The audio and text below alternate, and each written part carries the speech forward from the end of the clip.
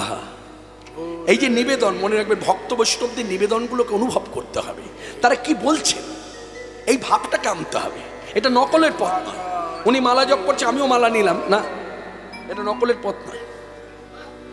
উনি মোটা করে তিলক সেবা করে, আমিও করব না, এটা বিউটি পার্লারের সাজ নয় যে যার যেমন ইচ্ছা আমি করে ফেললাম। আমি বহুবার বহু সবাই দাঁড়িয়ে শিক্ষামূলক কথা প্রচার করেছি, মনে রাখবেন, মাথায় রাখবেন। এখনো অনেকে কপাল দেশের দিকে তাকালে বোঝা যায় না কোন ঘরে, সে নিত্যানন্দ পরিবার না নরোত্তম না বা আবার গৌরীয় মঠ না গধর না অদ্বৈত বংশ, হ্যাঁ এইসব কিচ্ছু বোঝা যায়। মানে তা বুঝতে হবে তারা তিলক সেবা করতেই জানে না। তারা তিলক সেবাই কথাটা, সেবা কথাটা অনুভব নাই। সেবা একবার হয়, দুবার হয় না। এই যে সকালবেলায় সেবা করে নিয়েছি স্নানের পর, আমাকে আসরে আসতে হবে, আমাকে হরিসভায় দাঁড়াতে হবে, অন্তত 100 লোকের সামনে দাঁড়াতে হবে, একটু সাজগোজের প্রয়োজন। মনে রাখবেন আমি জামাটা পরিবর্তন করতে পারি, আমি হয়তো কাপড়টা পরিবর্তন করতে পারি, কিন্তু তিলক সেবা যে সকালবেলায় হয়েছে ওই তিলক সেবা নিয়েই আমাকে আসতে হবে। কেন প্রথমত বুঝতে হবে এটা বিউটি পার্লারের সাজ নয়, একটু মুছে গেছে বলে আরেকটু গুলিয়ে দিয়ে আরেকবার লাগিয়ে দিই, এটা সে পথ নয়। এই জায়গাগুলো বোঝার চেষ্টা করবে, এগুলোকে মান্যতা দেবে, ভক্তির উন্নতি হবে। তিলক সেবা একবার, এমনকি তিলক সেবা যদি প্রতিদিন হয়, হতে হতে এমনও দিন আসবে যেদিন হয়তো তিলক সেবা হলো না, কিন্তু লোক যখন আপনার দিকে তাকাবে তখন মনে করবে যেন স্বরূপ করে আছে, মানে রেখাপাত হয়ে যায়, একটা রেখা পড়ে যায়। জানেন তো, এইসব কথাগুলো বুঝতে হবে। সব কিছু তো বুঝিয়ে দেওয়া যায় না, একটু অনুভবের প্রয়োজন। তো যাই হোক, আজকে সভার মধ্যে দাঁড়িয়ে বলি তিলক সেবা এটা বিউটি পার্লারের সাজ নয়। আমি আমার মেয়েকে দিয়ে একটা উদাহরণ দিয়ে বলি। আমার মেয়ের বয়স এখন বর্তমানে 23 বছর, বিবাহের বয়স হয়ে গেছে। তাই 23 বছরের মেয়েটি সাজতে ভালোবাসে। একটা উদাহরণ দিচ্ছি, উপমা আমার ঘর দিয়ে। তা সাজের অনেক উপকরণ আছে, আর মেয়েরা এই উপকরণগুলো সব যার নাম জানে, এটা দাও ওটা দাও, বাবার কাছে বলে, কেউ বা কাকার কাছেও বলে, কেউ বা জ্যাঠার কাছেও বলে, নিজের দাদার কাছেও অনেকে বলে, বোনেরা দাদা এনে দিবি, এই কথাগুলো বুঝুন। তা কি হলো, মেয়েটা সাজতে ভালোবাসে, অনেক কিছু এনে দিলাম, কিনে দিলাম। এখন সেই মেয়েটি হঠাৎ করে বলে বসলো, বাবা সিঁদুর কিনে দাও। কেন? সিঁথিতে সিঁদুর দেব। আমি বাবা হয়ে তাকে কি বলবো? আমার বলা উচিত তাকে উইদাউট পারমিশন, আচ্ছা অনুমতি ছাড়া সিঁথিতে সিঁদুর দেওয়া যায় না। ঠিক তদ্রুপ গুরু ঘরের অনুমতি ছাড়া তিলক সেবা করা যায় না। আপনাকে এটা মান্যতা দিতে হবে। আপনার গুরু ঘর থেকে পেয়েছেন তিলক সেবা। আপনি যদি রামকৃষ্ণ মিশনের শিষ্য হয়ে থাকেন, সেখানকার ঘর যদি আপনার হয়ে থাকে, তাহলে আপনি তিলক সেবা করেন কি করে? আপনি যদি ঠাকুর অনুকূল চন্দ্র দেওঘর সেখানকার যদি হয়ে থাকেন, আপনি তিলক সেবা করেন কি করে? আপনি যদি ভারতবর্ষ সঙ্গে হয়ে দীক্ষিত হয়ে থাকেন, আপনি ওই ঘরের থেকে তিলক সেবা করেন কি করে? আবার একটা পথ আছে, ওই ঘরে যদি দীক্ষা হয় আপনাকে শিক্ষার ঘরে আসতে হবে। তাহলে শিক্ষার ঘরে এলে যে ঘরটা পেলেন সেই ঘর থেকে আপনার তিলক সেবা করতে পারেন। আমি নাম ধরে বলে দিতে পারি, আপনি ইউটিউব সার্চ করলে দেখবেন সুরজিৎ বসু বলে একজন কীর্তনী আছে, কীর্তন করে। ও কিন্তু শ্রীগুরু সংঘ শাখার দীক্ষিত। তো ওর সঙ্গে আমার দক্ষিণ 24 পরগনার জেলায় দেখা হলো। ওটা তো সব স্নেহের, আমার বয়সে আমি অনেক বড়।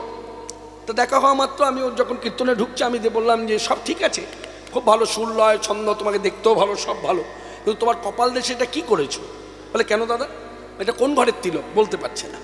আমার শোনো, তোমার তিলক সেবা যখন করবার ইচ্ছা হয়, বলছে দাদা আমার তো শ্রীগুরু সংঘ শাখার দীক্ষিত, দুর্গাপ্রসন্ন পরমহংসদেব আমাদের আচার্যদেব, তা আমি কি করি বলুন তো? তখন ওকে দাঁড়িয়ে আমি ওকে পথ দেখালাম যে তুমি এক কাজ করো, শিক্ষার ঘরে চলে যাও, নবদ্বীপের কোনো গোসাই ধরে শিক্ষার ঘরে চলে যাও, তাহলে তুমি তিলক সেবা পেয়ে যাবে।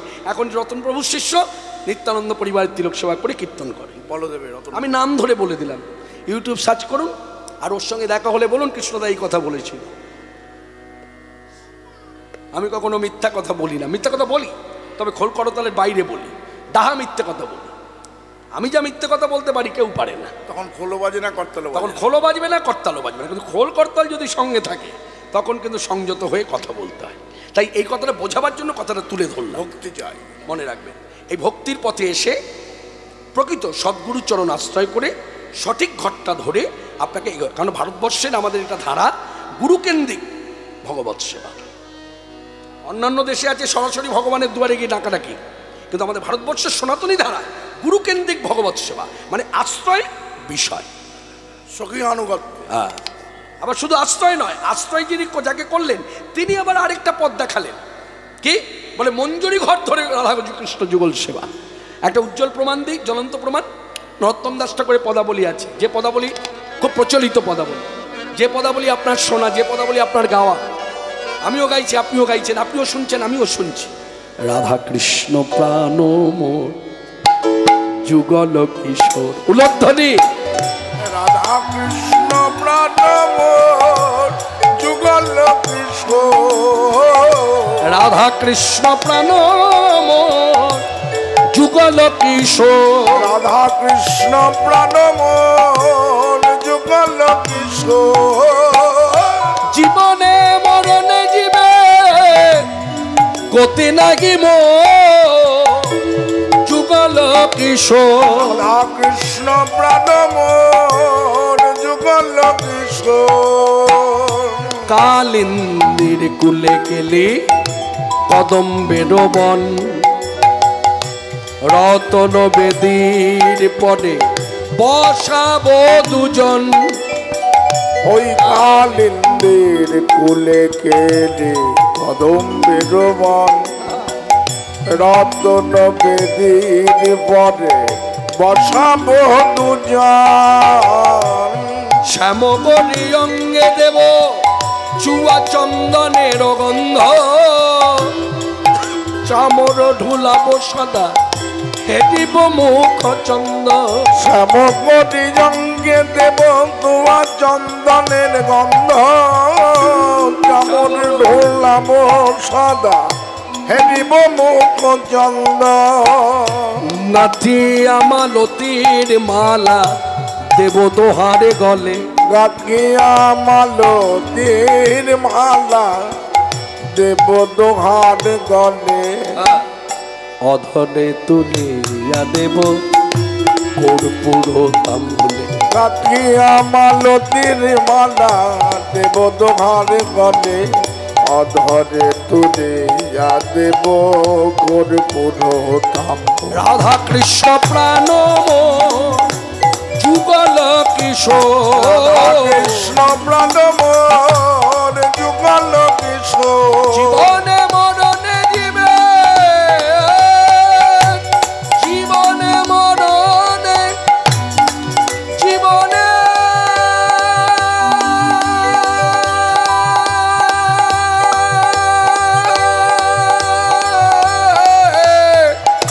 মরণে,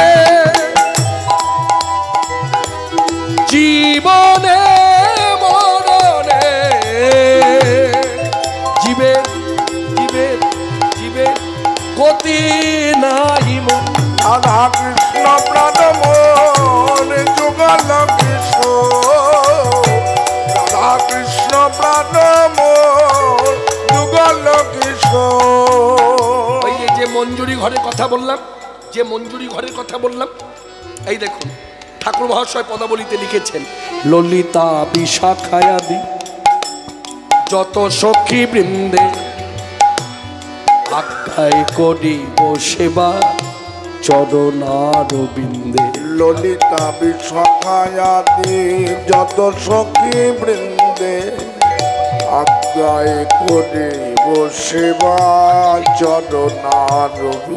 শ্রীকৃষ্ণ চৈতন্য প্রভু দাস অনুদাস, শ্রীকৃষ্ণ চৈতন্য প্রভু দাস অনুদাস। সেবায় অভিলাষ করে নরোত্তম দাস, সেবায় অভিলাষ করে নরোত্তম দাস। নরোত্তম দাস, নরোত্তম দাস। কৃষ্ণ প্রাণ মোর যুগল কিশোর, কৃষ্ণ প্রাণ মোর যুগল কিশোর। জীবনে মরণে জীবে, জীবনে মরণে জীবনে মরণে জীবনে মরণে জীবে গতি নাহি মোর। রাধা কৃষ্ণ প্রাণ মোর যুগল কিশোর, রাধা কৃষ্ণ প্রাণ মোর যুগল কিশোর। ব্রজেতে যে রাধা কৃষ্ণ ছিল মুখোমুখি, ব্রজেতে যে রাধা কৃষ্ণ ছিল কখনো দাঁড়িয়ে বসে পাশাপাশি, এবার সেই রাধা কৃষ্ণ কলিজীবের ভাগ্যে ফাল্গুন পূর্ণিমা তিথিতে হলো মাখামাখি তনু আমার গৌর কিশোর। আমার গৌর কিশোর।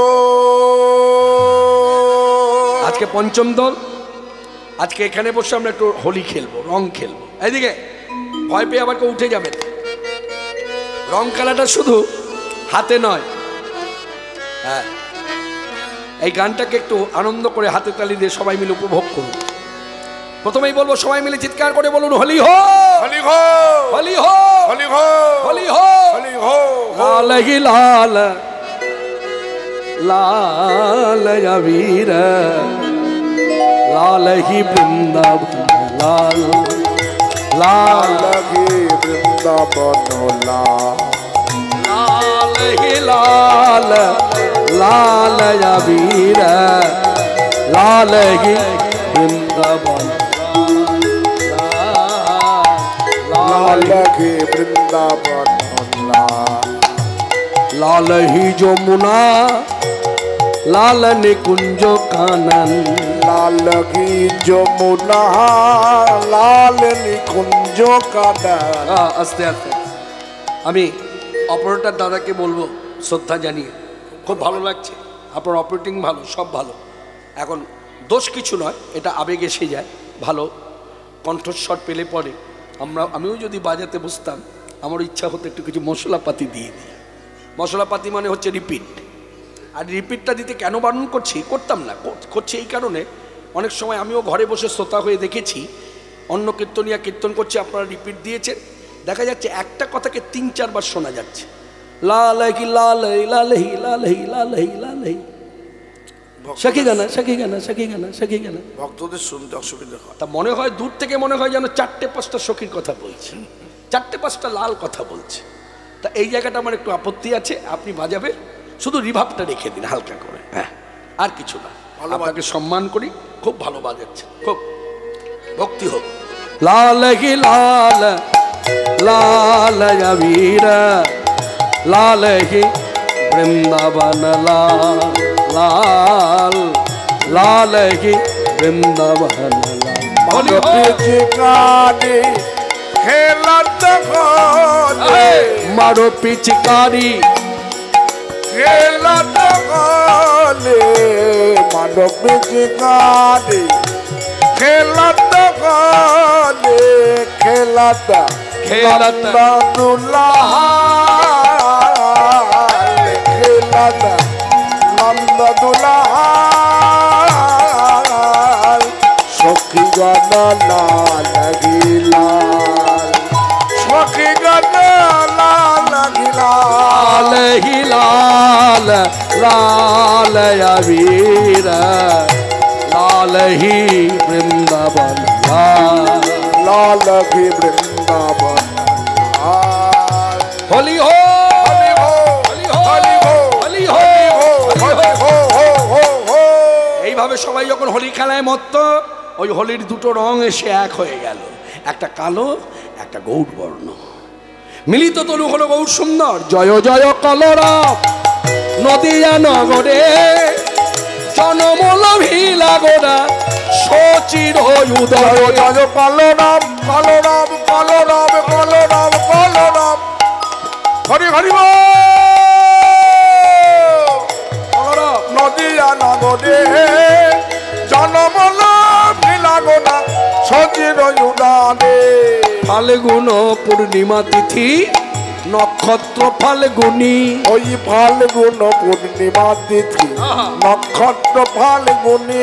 শুভক্ষণে জনমিলা গৌর দ্বিজমণি, আজ শুভক্ষণে জন্মিলা গৌর দ্বিজমণি। পূর্ণিমার চন্দ্র যিনি কিরণ প্রকাশ, দূরে গেল অন্ধকার পাইয়া নৈরাশ। পূর্ণিমার চন্দ্র যিনি কিরণ প্রকাশ, দূরে গেল অন্ধকার পাইয়া নৈরাশ। তারপরে নন্দের ঘরে কৃষ্ণ অবতার, তারপরে নন্দের ঘরে কৃষ্ণ অবতার। প্রশ্ন আপনার, প্রশ্ন আমার, অনেকেই প্রশ্ন করে, এই পথে থেকেও করে, আবার এই পথে না থেকেও করে, গৌর কি ভগবান?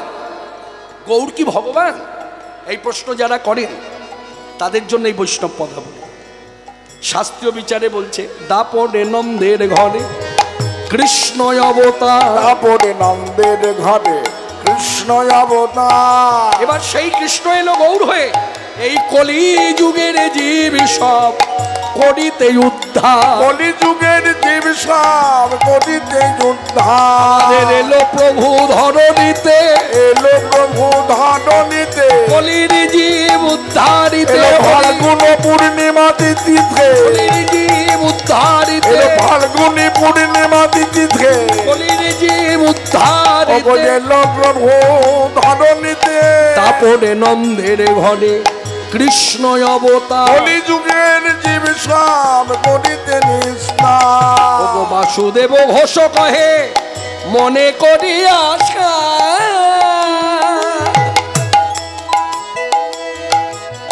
গৌর পদ দ্বন্দ্ব হৃদে করিয়া ভরসা। বাসুদেব ঘোষ কহে মনে করি আশা, গৌর পদ দ্বন্দ্ব হৃদে করিয়া ভরসা। ও তুমি ছাড়াই আমার কেহ নাই, ছাড়াই আমার আর কেহ নাই, তুমি ছাড়াই আমার আর কেহ নাই, ছাড়াই আমার আর কেহ নাই। গৌর তোমার গোলামে বলে তুমি গৌর আমার বলে, গৌর তোমার গোলামে বলে তুমি গৌর আমার হলে, গৌর তোমার গোলামে বলে তুমি ছাড়াই আমি কেহ নাই। বাসুদেব ঘোষ কহে করিয়া ভরসা, গৌর পদ দ্বন্দ্ব হৃদে করিয়া ভরসা। নিতাই চাঁদও এলো, গৌর চাঁদও এলো, শুধু কি নিতাই গৌর এলো? ব্রজ থেকে যখন কৃষ্ণ এলো নদিয়ায়, আসবার সময় রাধারানীকে উদ্দেশ্য করে বললেন, হে রাধে, অপূর্ণ 3টি বাসনা পূর্ণ করবার জন্য আমি যাচ্ছি। হ্যাঁ, তুমি ভেবো না তোমায় রেখে যাচ্ছি, তোমাকেও নিয়ে যাচ্ছি। শুধু তোমাকে নয়, আমি ব্রজ লয়ে নদে যাব, এই ব্রজ লজে, এই ব্রজ লজে, এই ব্রজ লজে নদে যাব। নদিয়ায় ব্রজ উদয় হবে, হরি হরি হরি নদিয়ায় ব্রজ উদয় হবে, হরি হরে হরি হরি ভালো। নদিয়ায় ব্রজ উদয় হবে, ব্রজ লজে নদে যাব। বলছে ব্রজ লয়ে নদে যাব। তাহলে কথাটা কি দাঁড়ালো? এক কথায় ব্রজ থেকে যখন কৃষ্ণ এলো, ব্রজ নিয়েই এলো। ব্রজেতে যারা যারা ছিল সবাই এলো, যার জন্য ধাম নবদ্বীপকে সূক্ষ্মাতি সূক্ষ্ম ভজনের অনুভবে সাধু সন্ত বৈষ্ণব মহাত্মান তারা শ্রীমুখে বললেন গুপ্ত বৃন্দাবন।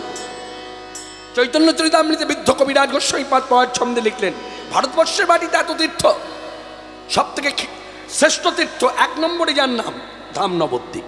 নবদ্বীপ হেন তীর্থ ত্রিভুবনে নাই, যা অবতীর্ণ মোর চৈতন্য গোসাই। 3 ভুবনের মধ্যে নাই, মানে স্বর্গমত্ত পাতাল কোথাও পাবেন না, সর্বত্র আছে ধাম নবদ্বীপ গুপ্ত বৃন্দাবন। একটা কথা মনে পড়ে গেল, ভক্তির কথা, আজে বাজে কথা নয়, মন দিয়ে শুন।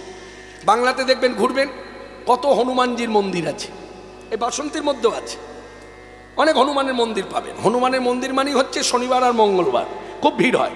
যেমন আজকে শনিবার, হনুমানের মন্দিরে খুব ভিড়। বলে কেন? কারণ ওই যে বেশিরভাগ মানুষ, আমরা সংসারী মানুষ, কি হয়, নবগ্রহ আমাদেরকে চেপে ধরে। গ্রহরাজ, বিশেষ করে নাম হচ্ছে গ্রহরাজ শনি ঠাকুর। আর এই শনি ঠাকুরের কোপে মনে রাখবেন, শনি ঠাকুরের কোপ থেকে মানুষ যেমন নিস্তার নাই, স্বয়ং ভগবান বিষ্ণুদেব তারও নিস্তার ছিল না। ঘটনাটা বলবো, ছোট্ট করে বলি, ভালো লাগবে শুনে, ভালো লাগবে। ভক্তি কতটা জাগবে জানি না, আমাদের কাজই তো ভালো লাগানো। মানে আমার কাজের কথা বলছি, আমি তো বক্তা। মনে রাখবেন, বক্তার মুখে হরিকথা শুনলে ভালো লাগে, আর সাধু মুখে হরিকথা শুনলে চিত্ত শুদ্ধ হয়, দুটোর ফারাক আছে। আমরা পারি চিত্ত শুদ্ধ করতে, কোন দিন পারবো না জানেন? যেদিন চুক্তিবদ্ধ হয়ে হরিকথা বলবো না, সেদিন আমাদের মুখের হরিকথায় একদম একদম কাজ হয়ে যাবে। না বলে আমি আমাকে দিয়ে বলি, এত বছর ধরে কীর্তন জগৎ, 43 বছর, 1974-75 সাল আমার কাছে প্রথম, তখন আমার প্রায় 10-11 বছর বয়স, 1974-75 সাল। সেই সময় আমি প্রথম কীর্তনে নামি, স্থান হচ্ছে উল্টোডাঙ্গা মুচিবাজার, রিফিউজি মার্কেট। হ্যাঁ, রিফিউজি মার্কেট বলে একটা মার্কেট এখনো আছে, কালী পূজা উপলক্ষে কীর্তন হয় 1 মাস ব্যাপী, সেখানে কীর্তন। সেই সময় 1974-75 সাল, 250 টাকা 74-75 সালে 250 টাকার মূল্য কত? হ্যাঁ, ওরে বাপ। তা যাই হোক, তখন থেকে কীর্তন করছি, এতটা বছর হয়ে গেল, কথাটা আমি পূর্ণ করি, এতটা বছর হয়ে গেল, এত মানুষের মনে আনন্দ দিয়েছি। আবার কেউ কেউ কীর্তন শুনে ব্যথা পেয়েছে, যে ভালো হলো না, কষ্ট পেলাম, কত আশা নিয়ে, হতেই পারে। কারণ চুক্তিবদ্ধ, দুটোই হবে, সম্মানও হবে, মানহানিও হবে, তবু পথ ছাড়িনি। যাই হোক, এই পথে থেকে প্রচুর মানুষের প্রশংসা পেয়ে একটা কথা আমার মনে মনে জাগে, সবাই এসে বলে কীর্তন ভালো হয়েছে, কিন্তু কেউ আজ পর্যন্ত বললো না কৃষ্ণদা আপনার কীর্তন শোনার পর আমি প্রসাদ ভোজি হয়েছি, এ কথা কেউ বললো না। তার মানে কি দাঁড়ালো কথাটা? কীর্তন ভালো লাগাতে পারি, এই ক্ষমতাটা ভগবান দিয়েছে, শ্রুতিমধুর হতে পারে, কিন্তু কাউ শুদ্ধ চেতনা জাগ্রত করবার ক্ষমতা আমার নাই, যতই হরি কথা থাকুক। কেন নাই? তার কারণ হচ্ছে মুখটা পরিষ্কার দরকার। এইদিকে মুখটা পরিষ্কার দরকার। কলের মুখে যদি ময়লা থাকে, আমি ইশারা ইঙ্গিতে বলছি, কলের মুখে যদি ময়লা থাকে, আর সেই ময়লা, কলের মুখে ময়লা, সেখান থেকে জল বেরোচ্ছে, আর সেই জল যদি গায়ের লোক এসে নেয়, খায়, তাহলে কি খেলো? ময়লা জলই খেল। তাহলে মনে রাখবেন, চুক্তিবদ্ধ লোক আমি কৃষ্ণপাল, আমার মুখটা ময়লা, এখান দিয়ে যা বেরোবে সব ময়লা জল। আর সাধুকে হরিকথা শুনুন, চুক্তিবদ্ধ তো নয়, ভগবানের উচ্ছিষ্ট ছাড়া কিছুই পায় না। বুঝতে পারছেন? এই তো কীর্তনিয়াদের পা ধোয়াতে এসছে।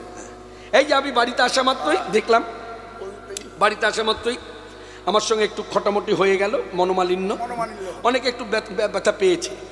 এক বালতি জল, একটা ঘটি, একটা গামছা, থালা নিয়ে উপরে চলে গেল। আমি গিয়ে বসেছি, তা আমি দেখে বলছি কি হবে? বলে পা ধোয়াবো। আরে কার? বলে আপনার। ও আচ্ছা। আমি পা ধোয়ানো আমি মানে এটা পছন্দ করি না, এটা আমি করবেন না। বলে করবেন না? সবাই করি, আমি আপনি করবেন না? আমি পরে আসরে গিয়ে বলে দেবো কেন করি না। মনে রাখবেন, প্রথমেই বলে দিই, চুক্তিবদ্ধ মানুষ আমি, আমার পা ধুইয়ে কোনো কল্যাণ হবে না, যতই কীর্তন করি না, যতই কীর্তন করি না কেন, যতই হরিকথা থাকুক না কেন, চুক্তিবদ্ধ লোকের পা ধুইয়ে কোনো কল্যাণ হবে না। এইখানে সাধুগুরু বৈষ্ণব অনেকে এসেছে, যদি আপনার সেই অনুভব থাকে, মহাভারতের কথাটা চিন্তা করুন। ওই যে রাজস্বীয় যজ্ঞে কৃষ্ণ দুয়ারে বসেছিল গামছা নিয়ে আর জল নিয়ে। আপনার যদি পা ধোয়াতে হয়, যত সাধু সন্ত বৈষ্ণব ভক্তরা আসছে হরিকথা শুনতে, তাদের পা ধুইয়ে দিন, আর তাদের পা বলছে। কেন এরা কোনো স্বার্থসিদ্ধির জন্য এখানে আসে নাই, এরা চুক্তিবদ্ধ হয়ে এখানে হরিকথা শুনতে আসে নাই। হরে কৃষ্ণ। এই যে অনুভব, এই যে অনুভবটা, এই অনুভবের প্রচার, মনে রাখবেন, এই কথা বলা মানে বাহাদুরি পাওয়া নয়, এটা হচ্ছে জাগ্রত করা যে আপনি কোন পথে যাচ্ছেন, ভুল পথে যাচ্ছেন, আপনি এই পথটা ধরুন। আপনার ভক্তি আছে, ভক্তিটা যেন নষ্ট না হয়। আমার কাজ হচ্ছে আপনার ভক্তিটাকে বাড়িয়ে যাওয়া, বাড়িয়ে তোলা। আমার কাজ নয় ভক্তিটা যেন নষ্ট হয়ে যায়, নিম্নগামী হয়। তাই আজকের সভাতে দাঁড়িয়ে বলি, নিতাই গৌর দুই ভাই এলো, শুধু দুই ভাই নয়, সকলকে নিয়ে এলো। এই গত যুগের হনুমান, গ্রহরাজের পূজা করছেন কেন? হনুমানের পূজা করছেন কেন? গ্রহরাজ যেন প্রসন্ন থাকে, তাই তো? হয় পূজা করুন, নয় হনুমান চালিসা পড়ুন। অনেক আছে দেখবেন হনুমান চালিসা পড়ে। চালিসা পড়ে কেন? সেটাও গ্রহরাজ যেন প্রসন্ন থাকে। আর আমি আপনাদের একটা মেডিসিন দিচ্ছি, সেই মেডিসিনটা হলো এই হনুমানই মুরারিগুপ্ত হয়ে এসেছে কলিযুগে। এখন অনেকে ভাবতে পারেন কে মুরারিগুপ্ত, কীরকম আকৃতি, দেখতে কেমন, তার জীবনী তো আমরা কোনোদিন শুনিনি, জানি না। তা আমি একটা কথা তুলে ধরি, তাহলে ভক্তি জাগবে। পণ্ডিত শ্রীবাসের বাড়ি, পণ্ডিত শ্রীবাসের বাড়ি মানে শ্রীবাসের আঙিনা, সেখানে নিতাই গৌর দুই ভাই, তারা তো আছেই, তার সঙ্গে ঠাকুর হরিদাস, তার সঙ্গে পণ্ডিত গদাধর, পণ্ডিত শ্রীবাস, অদ্বৈতাচার্য প্রভু, আরো কত শত ভক্ত পার্ষদ, সকলে মিলে যখন হরিনাম করছে, তখন মুরারিগুপ্ত সেখানে দাঁড়িয়ে আছে কীর্তনের রত। সেই সময় পণ্ডিত শ্রীবাস গলে লগ্নিকৃত বাসে, মানে বস্ত্রটা কিন্তু আমরা গায়ে রেখেছি, কিন্তু আমি যে রেখেছি আমি একভাবে রেখেছি। আর বৈষ্ণবেরা দেখবেন গলায় বস্ত্র রাখে, কোনো কিছু নিবেদন করতে গেলে তখন গলে লগ্নিকৃত বাস, কৃতদাসের মতো ভাব। তা পণ্ডিত শ্রীবাস ঠিক এইভাবে হাত জোর করে মুরারিগুপ্তের দিকে তাকিয়ে বলছে, মুরারি, ইতিমধ্যে কলিযুগে প্রচার হয়ে গেছে তুমি নাকি সেই ত্রেতা যুগের হনুমান, তোমাকে সবাই বলে তুমি নাকি হনুমান। তা আমি তোমাকে বলছি, তুমি যদি সত্যি সত্যি হনুমানই হয়ে থাকো, শ্রীবাস কহে ও মুরারি, পণ্ডিত শ্রীবাস কহে ও মুরারি, পণ্ডিত শ্রীবাস কহে ও মুরারি, পণ্ডিত শ্রীবাস কহে ও মুরারি, হৃদি মাঝে দেখাও দেখি রাম ধনুর্ধারী, শ্রীবাস কহে ও মুরারি, দেখাও দেখি রাম ধনুর্ধারী, শ্রীবাস কহে ও মুরারি। কথাটার অর্থ কি দাঁড়ালো? পণ্ডিত শ্রীবাস বলছে, ও মুরারি, তুমি যদি হনুমান হয়ে থাকো তাহলে বুকটা চিরে দেখাও, তোমার হৃদয়ের মাঝে রামচন্দ্র আছে। বলেছে মুরারি গুপ্তকে। যেই বলেছে তখন মুরারি গুপ্ত বলছে, তাই নাকি, আমাকে দেখাতেই হবে। এই বলে তখন মুরারি গুপ্ত দেখাইল, মুরারি গুপ্ত দেখাইল। শ্রীবাসের আঙিনায় দাঁড়িয়ে মুরারি গুপ্ত বুকটা চিরে দেখালো। আর চিরে যখন দেখালো তখন ভক্ত পার্শ্বদেরা কি দেখছে? বুক মাঝে দেখছে, হৃদয় মাঝে গৌর হরি ধনুর্ধারী হইল। মুরারি গুপ্ত দেখায় গৌর হরি ধনুর্ধারী হল প্রেমানন্দে, হরি হরি বল। গৌর হরি ধনুর্ধারী হইল প্রেমানন্দে হরি বল। গৌর হরি ধনুর্ধারী ধনুর্ধারী হইল, মুরারি গুপ্ত দেখাইল। বলছে মুরারি গুপ্ত দেখাইল, হৃদ মাঝে গৌর হরি ধনুর্ধারী হলো। এখানে কিন্তু তত্ত্ব জড়িয়ে আছে। ওই যে আমরা কথায় বলি না, তেতা যুগের রামচন্দ্র এবার গৌর সুন্দর, তাহলে মিলে গেল। প্রথমেই কিন্তু কেউ রামচন্দ্রকে দেখেনি, প্রথমে সবাই কি দেখলো না, হৃদয়ের মাঝে গৌর সুন্দর দাঁড়িয়ে আছে। এবার গৌর সুন্দরকে দেখতে দেখতে যে পরিবর্তন হচ্ছে, কি পরিবর্তন না, গৌর আমার ধনুর্ধারী হয়ে দাঁড়িয়েছে।